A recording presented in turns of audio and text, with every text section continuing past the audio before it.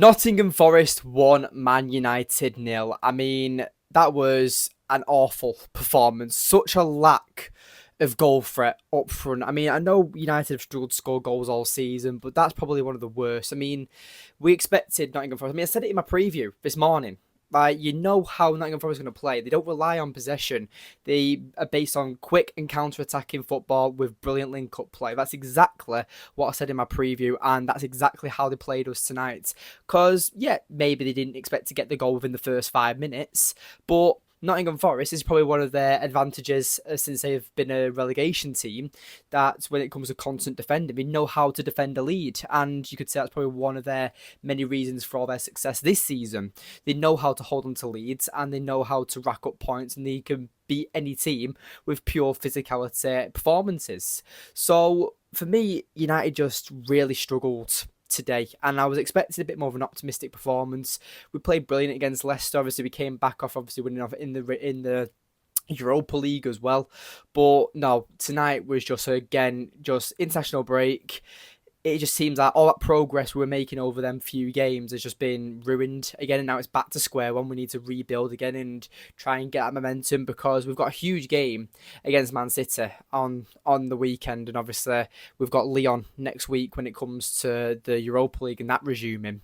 So United need to be careful. We need to try and find this someone who can start scoring goals, because when Bruno Fernandes is being relied to make all these diagonal long balls and to carry the team once again, if Bruno Fernandes doesn't score, who scores? And that's probably been one of our main issues for the last, 6 weeks now. Like, Bruno Fernandes has been in insane form.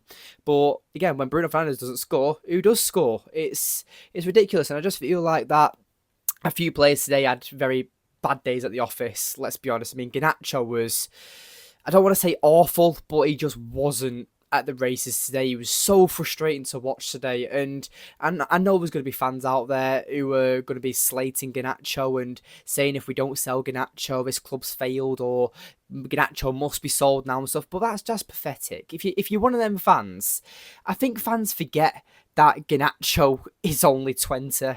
Like, do you know what I mean? Is it going to be Mainu next? Or is it going to be Obi Martin next? Or Kone? Or Amas? Or even JJ Gabriel, the 14-year-old lad playing for under-18s? Who is it next? I mean, I get it. It's been a very frustrating season. But starting to blame you... I mean, I get it. Garnacho is very, very frustrating to watch. I get it. But at least he was fucking trying. Xerxes was pathetic tonight. And I'm not being funny, but Bruno Fernandes played in 3 separate positions tonight as well. He started off practically as a second striker behind Xerxes as that left-sided 10. Then he moved into midfield 2 when Igate was taken off at half-time for Højlund. And then towards the end of the game, in the last, 15 to 10 minutes, he was playing at centre-half and just booting the ball long and trying to create something.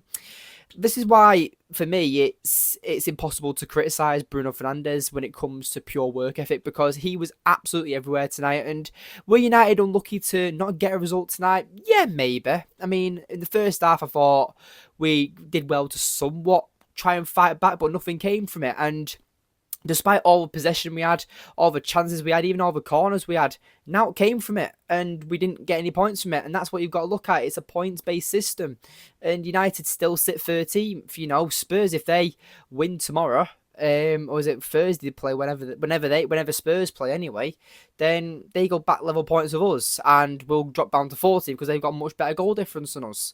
So it is very frustrating to watch, in my opinion. But at the end of the day, we've just got to, I guess, move on. You know, Forest, I mean, I think a lot of fans underestimated Forest because, I mean, let's not forget, the 3rd place in the Premier League. They're going to get Champions League football. They're an absolute amazing team. And you know what? I don't have a hat, but I'm going to take my hat off to Anthony Elanga. I mean, he was, it wasn't even electric. He was a bolt of lightning. He was absolutely class tonight, and he showed up Garnacho. For the fans out there who compared Garnacho to having more potential than Elanga's showing up Garnacho right now. I mean, I get it. Elanga's had way more time to develop his game in a much less pressured environment, but it's working for him. And this is why I said at the start of the season that maybe United should think of loaning out Garnacho and let him learn his trade and get a bit better. So, but obviously, we rely on Garnacho, and Erik ten Hag and Amorim clearly see him as a first team option. But, a lot of United fans are finding him a very frustrating player to watch. But no, the lack of goals is getting concerning because we scored 3 against Leicester, right? Which is, you know what? Why you should be doing that. You should be scoring 2 or 3 against Leicester. We've beat them, 3 or 4 times this season already. So you expect to be battering Leicester. But obviously, international break happens. And for all the players that went on international break, it was like when they came with it on the pitch today, it was like they didn't know what to do. Genuinely, like it looks like the chemistry wasn't there, the patterns weren't there. Everything about what we've built with Ruben Amorim over the last few weeks or last few matches has been destroyed. It's been tarnished, and United just need to get back on that performance. I mean, it's at Old Trafford. The fans will be up for the derby on there. I'll be going with my dad, so that'll be a fun experience. And it's my first derby actually watching it live, so obviously I've watched it on TV and stuff, but I've never actually had the privilege to go to a game. But with my season ticket, first time I've been a season ticket holder, it's great to be able to go to a derby, and hopefully we can get the job done. But if I'm Ruben Amorim and I'm in training for the rest of the week, I'm there saying to them, right, we need to be quicker in transition, because there were so many times where one player wanted the ball to be moved quickly and was making runs, and other players were just slowing it down. I mean, where's the intensity? That's all I've got to say. I mean, we lack goals because we're not threatening. Like, we can pass the ball out around as much as we want and have high percent possession, but if you're not going to do out with it and you don't score from it, what's the point? That's why Forest are probably so successful, because they've actually found a gap in the market by not relying on having it, like with Nuno, by creating a system that doesn't actually rely on possession-based football in a modern-day system, and is just pure counter-attacking football with pace and physicality in the midfield with monsters around the pitch. It's as simple as that. So I'm just hoping that United can get something done against City, because that's the big game for me. It's obviously a local rivalry. I'm growing up in Manchester and stuff like that. You know what it's like if you're born and bred in Manchester, if you're with a rivalry for City fans. I mean, there's not that many, isn't it? But anyway, but obviously let's just talk about the game. I mean, I've waffled on long enough, to be honest. But apart from that goal from Elanga, I don't really remember any major chances from Forest. Like, they just defended well. Like, genuinely. Like, United had so much time to create more, and we didn't. We were just so wasteful, either in the final pass or, Bruno. Exactly. Like, Bruno was brilliant today when it came to energy levels, but I thought I saw some stat, I think he made 61 passes out of 77 or something daft like that, like below 80% pass accuracy. Like, he's supposed to be one of our best passers in the team, in the squad.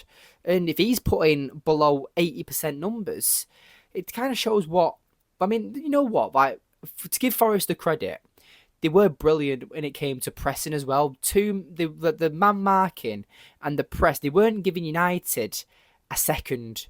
Honestly, they were on us. They were just relentless. They were just on us from minute one, and they just defended well.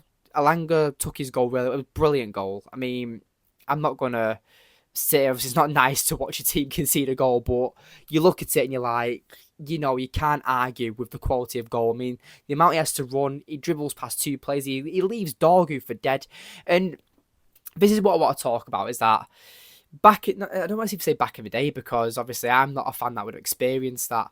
But, it's like, it's kind of upsetting to see that no player in that situation, neither Garnacho, Mazraoui or Dorgu, had the balls on them to just take out Elanga. Like, genuinely, you might get booked in the first 5 minutes, but none of you would have got a red card, apart from maybe Mazraoui because he was the last man. But you had Morgan Gibbs-White towards Elanga's left, so it wasn't like it was stopping a goal-scoring opportunity. Like, either Dorgu or Garnacho could have took out Elanga at any time, and they didn't. And obviously, it's frustrating, because obviously we now don't go and score, and we don't win, because who knows, if Elanga doesn't score in that first 5 minutes, it's a 0-0 game possibly, and then United rack up a point and take a point off one of the top 3 teams, and then these are the performances and these where points are vital to United's season. Now, I know we've got nothing to play for in the Premier League, but for pride, for United fans, it's to say, you know what, we tried towards the end of the season and we did fight until the end. But performances like that don't make me believe that certain players want it enough.